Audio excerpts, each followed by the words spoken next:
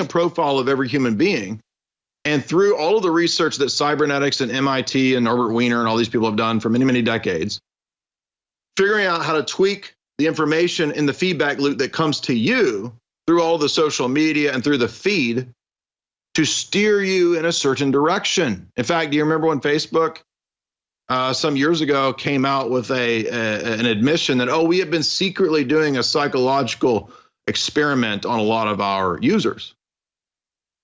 Yeah, that's called social media. The whole thing is a psychological experiment to learn how to steer you in a certain direction. Then we had a whole crop of social media engineers, people like Jason Lanier, come out and give testimony and talk about how it was all geared towards steering the public in certain directions based on all of this stuff. Guess what? That's what the movie's about. But it's not just about steering you in certain directions. It's telling this narrative in a Gnostic way, which is very bizarre because throughout a lot of these films, you'll see this Gnostic narrative, especially a lot of Hollywood films. You'll see the narrative that the creator God is the one that's imprisoning you and keeping you here as a slave. This is in a lot of Tom Cruise movies, Oblivion, Edge of Tomorrow. And then so you have this rebel figure who's this sort of Luciferian rebel that rebels against and initiates a new revolutionary order. But that's not exactly what that's not the Christian view, right? You could maybe read it in a Christian way, but actually I think it's an inversion because the imprisoning AI god, the villain that represents the AI is this figure called Gabriel. And so I think it's intended to be the biblical God and his angels, archangels like Gabriel that need to be rebelled against. Regardless, though, it's actually a movie that on the geopolitical level is telling us really what's going on and how we're being controlled. And I think we should have all seen this with the Twitter files coming out, that it's not just Twitter, but the rest of the big tech social media organizations aren't just censoring, they're doing the exact same thing the movie has the AI doing, which is steering people based on their profile, their makeup, their weaknesses. Now I want to move next to the Barbie film because you might think, well, these are two totally different things. What do they have in common? Well, they actually have a lot in common. And obviously they have big differences. They're totally different movies. I think one reason that Mission Impossible is so successful is that, just like Sound of Freedom, is that people are tired of these social justice preachy movies. And we don't like having these messages constantly rammed down our throat. People want strong male action heroes. That's what we're all used to from the 80s and 90s. And so people thirst and crave that kind of experience. I think Tom Cruise is smart enough to know that. That's why he can make a movie that's successful, that has all those same classic features. Now, when it comes to Barbie, they were worried about the media and people in the alt media and average Americans, actually normal, healthy Americans, I should say, pointing out that this is going to be another feminist brainwashing movie. And so they tried to say, no, it's not feminist brainwashing. In fact, this is different. It's just a comedy. It's not. But that was all deceptive, because if you go and watch this movie, it's 100% the most feminist brainwashing movie I've ever seen in my life. And I didn't watch it because I don't care anything about Barbie, but we do movie analysis. So absolutely, we're interested in doing analysis and figuring out what's going on in this movie. So the movie is premised around the idea that there's an ideal world, a fictional platonic realm, an imagination world where everything is perfect and as it should be, right? Because when you're pretending, you kind of have this, oh, in my pretend world, if you're a kid, right, it's a perfect world. And Barbie in the perfect world hears and learns about this idea called death. So when she hears and learns about death, she starts to experience imperfections, right? Her Barbie feet, which are like this, they become flat. She starts to, her milk goes sour. She starts to have bad breath and has to brush her teeth in the morning. And so things start going wrong in her world. So imperfection has entered her Eden, you see. In the real world, she has to find the real girl that is her handler, so to speak, the person that has her as Barbie. And so Ken, played by Ryan Gosling in this, is a completely beta cuck figure. He does whatever she wishes. He's totally subservient to her. And in that ideal world, in the Barbie world, which is, again, the perfect world, get this, it's all run by women. It's run by a Supreme Court of all women, and all the men are servants to the women. When Barbie comes to the real world to try to find the child that is, her pretend handler or whatever, she finds out that the real world, that's the fallen, corrupt world, is run by the patriarchy explicitly.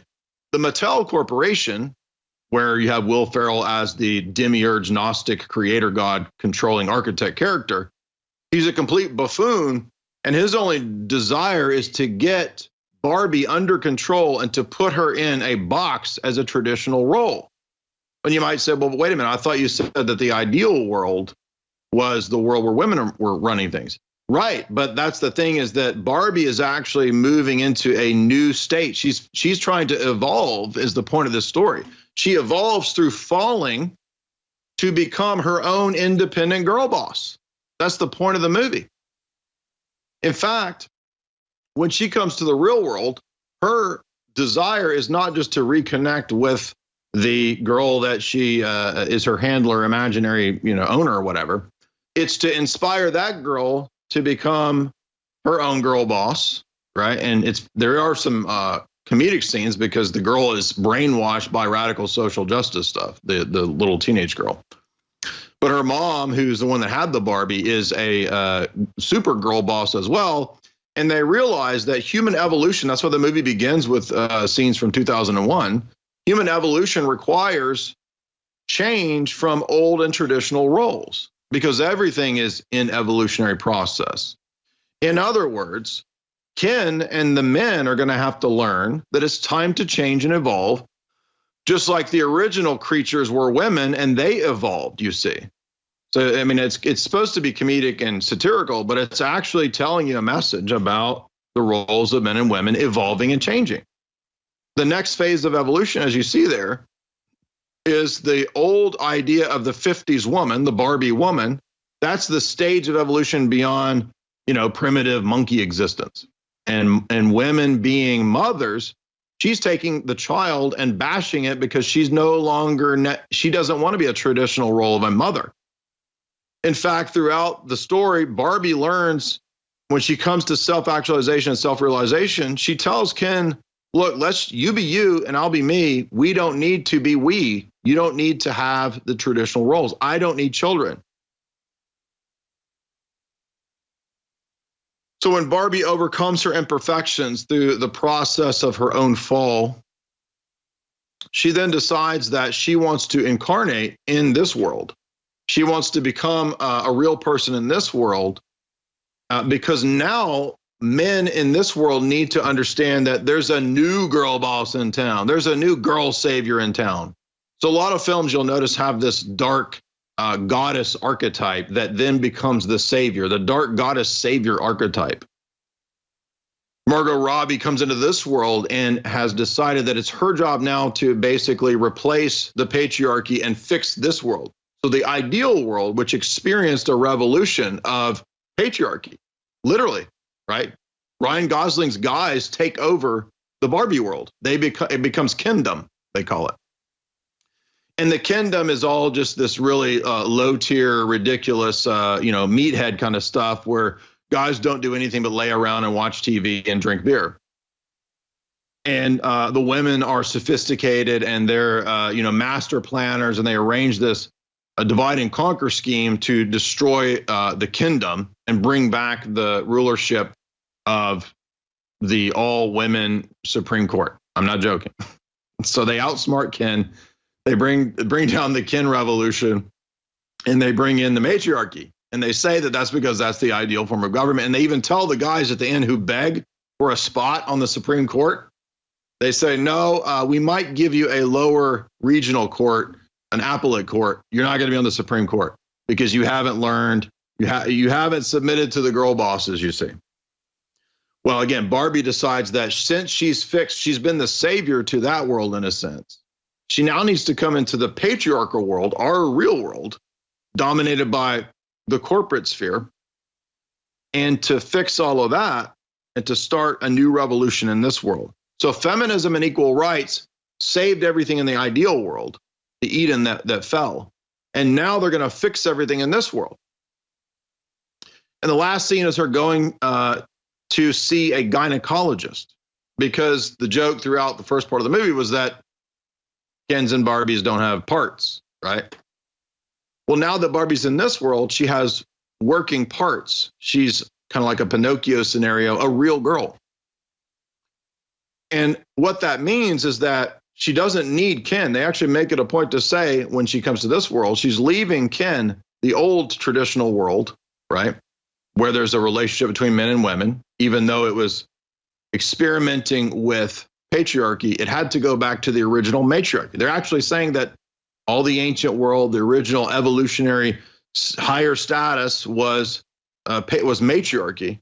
We're evolving to a period of patriarchy, which failed. We experimented with that. They call it the experiment. It failed. Let's go back to matriarchy because that's the perfect ideal. Then she comes to this world to bring us the ideal matriarchy, the girl boss world order, right?